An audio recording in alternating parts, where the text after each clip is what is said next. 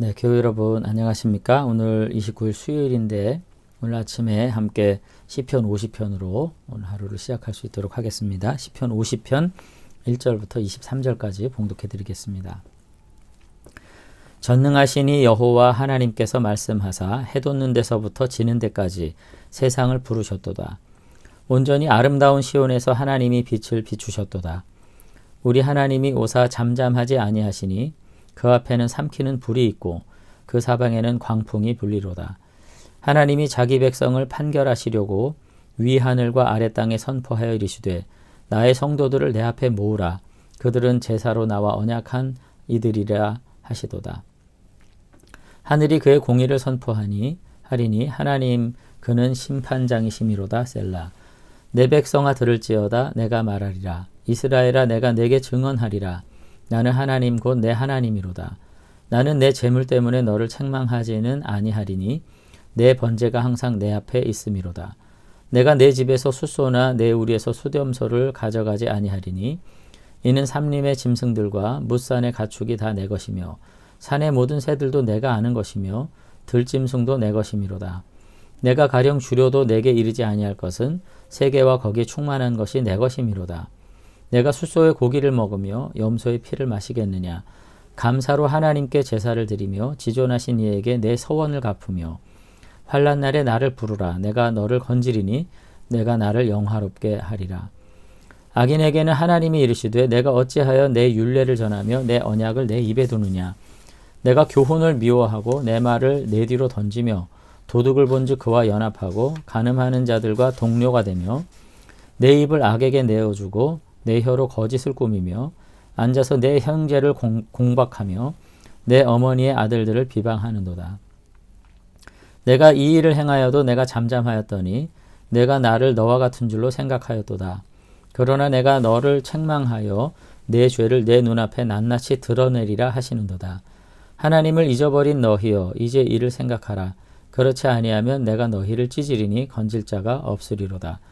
감사로 제사를 드리는 자가 나를 영화롭게 하나니 그의 행위를 옳게 하는 자에게 내가 하나님의 구원을 보리로다. 아멘. 네, 오늘 시편은 이제 그 언약과 관계된 내용을 지금 시편 기자가 이야기를 하고 있습니다. 사실 언약이라는 말을 할 때는 우리가 이제 시내산을 중심으로 한 이스라엘을 택한 자녀로 부르신 하나님에 관한 내용들을 우리가 이제 생각을 해야 되는데요. 출애굽의 과정에서 시내산에서 율법을 하사하시고 언약을 세우신 하나님은 그 한 번의 언약으로서 모든 것을 다 끝내는 것이 아니라 율법에 보면은 신명기 31장 10절에 매년 초막절에 매 7년 초막절에 그러니까 매 7년마다 정기적으로 이제 거행하도록 그렇게 이제 명령하신 바가 있습니다. 근데 이것이 이제 절기적으로만 중요한 것이 아니라 결국은 그 언약의 백성다운 삶을 살아갈 때 그 백성이 정말로 행복하고 복되기 때문에 오늘 이렇게 이제 명령을 하신 거죠. 근데 이제 오늘 1절부터 15절까지는 뭐 긍정서술 이렇게 있고요. 16절부터 23절 뭐까지는 부정적인 서술이 이제 등장하면서 결론적으로 요청하는 것은 긍정서술의 결론이 14, 15절, 부정서술의 결론이 22절, 23절이 되죠. 내용은 계속 유사합니다. 보면 이렇게 돼 있죠. 감사로 하나님께 제사를 드리며 지존하신 이에게 내 서원을 갚으며 환난 날에 나를 부르라. 내가 너를 건지리니 내가 나를 영화롭게 하리라. 이것이 이제 14, 15절이고요.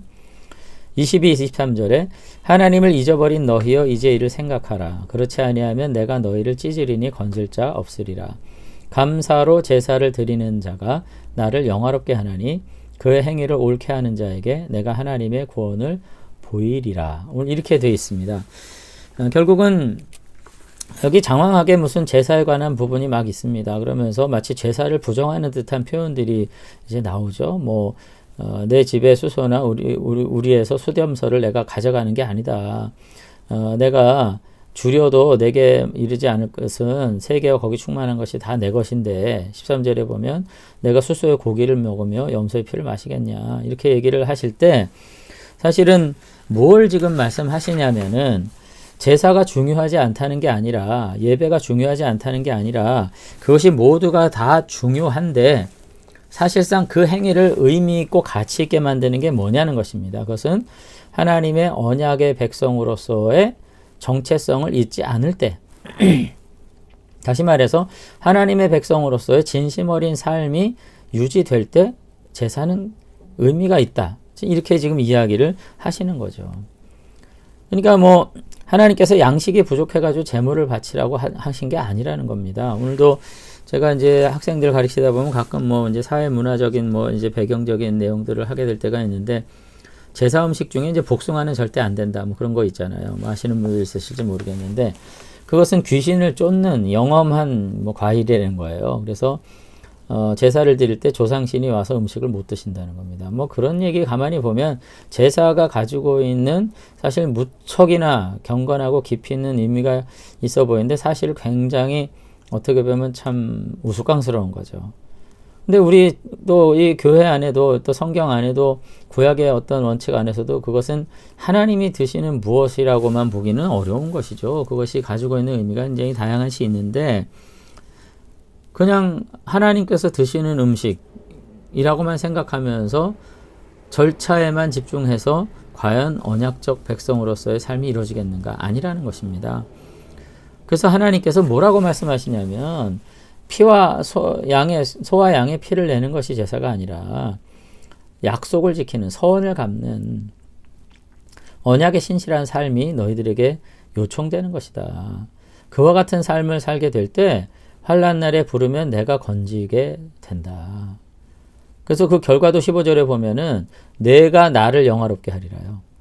내가 너를 영화롭게 하는 게 아니라 내가 나를 영화롭게 하리라. 그와 같은 신실한 언약의 삶을 살아감으로써 하나님의 구원을 체험하게 되는 것이 하나님께 영화로운 것이다. 오늘 그렇게 지금 이야기를 이제 하고 있다는 것이죠. 그런 점에서 오늘 우리도 한 해를 마치면서 우리의 신앙이 정말로 하나님의 언약의 백성으로서의 바른 태도를 통해서 우리의 예배와 경건이 하나님께 인정받을 만한 위치에 있는가, 우리가 정말 생각해 볼 수 있었으면 좋겠습니다. 그리고 또 이제 후반에 악인에게 대하여는 뭐 이러면서 이제 부정적인 측면에 교훈이 있는 거죠. 이제 그렇게 되면 안 된다는 것입니다. 그랬을 때도 하나님 뭐라고 말하냐면, 무엇보다 중요한 거는 하나님을 생각하라는 것입니다. 22절에 보면 하나님을 잊어버린 너희여 이제 이를 생각하라. 하나님을 버리고 너희가 악인과 연합하면서 죄악 가운데 살아가면서 제사로 모든 것이 다 될 것으로 생각하는 것은 너무나도 넌센스가 아니냐. 내가 너희들의 죄에 대해서 잠잠한 것은 책망하지 않음이 아니다. 눈을 열어 나를 보고 이제 이를 생각하고 다시금 언약에 신실해라. 이와 같은 강조가 다시 한번 반복되는 것을 볼 수가 있습니다. 그러면서 그 언약 아래 신실한 자들의 제사를 이제 감사로 제사를 드리는 자, 이렇게 표현한 거죠. 그러니까 여기서도 물리적인 감사가 아닙니다. 무조건 예배 드리면서 감사로 드리고 물질 생활 감사함으로 하고 예배 생활 감사함으로 해라, 이런 것이 무슨 강조와 강요로 되는 것이 아니고요. 정말 하나님의 부르심을 긍정하면서 하나님의 백성됨을 기뻐하면서 하나님의 백성다운 삶으로서 정말로 하나님의 언약에 신실한 그와 같은 삶을 살게 될 때 그 예배는 감사의 제사, 감사의 예배가 되는 것이고요. 그렇게 했을 때 그 감사의 예배가 나를 영화롭게 한다. 네.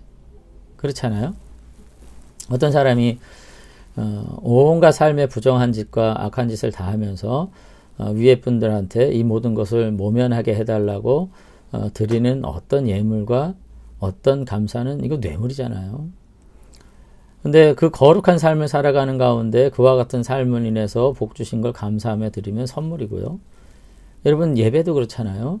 하나님의 거룩한 부르심 앞에서 신실한 삶을 살면서 결국 하나님 앞에 그 결과물로서 나아가는 거 정말 거룩한 헌신이잖아요. 근데 삶의 자리에서 전혀 부름받은 언약의 백성다운 삶이 없는데 예배 안에서 도와달라고 용서해달라고, 이거 뇌물보다 더한 거잖아요. 하나님이 이게 영화롭게 되지 않는 것이잖아요. 여러분, 우리의 삶이 어떤가에 따라서 우리가 드리는 모든 예배의 형식과 절차, 이 모든 것을 세상 사람도 영광스럽고 거룩하게 느낄 수가 있고요. 우리의 삶이 어떠함에 따라서 그 모든 것이 가증한 것과 가식과 위선으로 보일 수가 있다는 것입니다. 그런 점에서 23절의 말씀, 감사로 제사를 드리는 자가, 여기서 무조건 감사합니다 그런 거 아니라는 거예요. 하나님의 언약의 신실한 삶으로 제사 드리는 자가 나를 영화롭게 하나니. 그 뒤에 이제 설명이 똑같이 나오잖아요. 그 행위를 옳게 하는 자에게, 그죠? 내가 하나님의 구원을 보이리라. 이렇게 지금 말씀합니다. 다시 한번, 우리는 매 순간 삶의 자리에서 정말 언약의 신실한 자로 서 있는가? 아니면 그 언약에 위배된, 율법에 위배된 부정한 삶으로 점철된 가운데 그저 피 흘리기를 즐겨하는 그와 같은 제사자, 예배자인가? 다시 한번 돌아보면서 정말 하나님을 영화롭게 하는 예배, 그리고 하나님께 영광을 돌리는 삶으로 다시 한번 복귀할 수 있는 교회 되도록 우리 함께 기도할 수 있었으면 좋겠습니다. 한번 기도하겠습니다. 아버지 하나님, 올 한 해도 하나님을 영화롭게 하고자 하는 마음의 뜻을 가지고 하루하루 우리가 주님과 더불어 살았지만 여전히 하나님의 말씀에 신실하지 못하고 하나님의 언약 앞에 부름받은 자들로서 우리가 온전한 삶을 회복하지 못한 채 그저 하루하루 또 한 주 한 주 드리는 예배 아래서 그 형식 안에 안주하고 그 형식 속에 숨어 우리의 삶을 참으로 회복하지 못했던 우리의 지난 순간들을 보게 됩니다. 혹이라도 이 예배가 우리의 삶을 회복하는데 걸림돌이 되지 않는지, 이것으로서 내 삶의 모든 헌신을 다했다고 생각하면서 우리가 무지한 채 살아가고 있지 않은지 다시 한번 돌아보게 하시고, 아버지 하나님을 다시 한번 영화롭게 하는 예배자로서 언약의 신실한 하늘의 백성들로 살아가는 가운데 진정한 하늘의 우레를 누리는 주의 백성들이 다 될 수 있도록 우리를 축복해 주시옵소서. 남은 날들 하나님께서 저무는 해를 잘 마무리하고 경건하게 살아갈 수 있도록 또한 축복해 주시옵소서. 감사드리며 예수님 이름으로 기도드리옵나이다. 아멘. 네, 오늘 하루도 주님 안에서 다시 한번 우리의 삶을 신실하게 회복해드리는 저와 여러분들이 되시면 좋겠습니다. 감사합니다.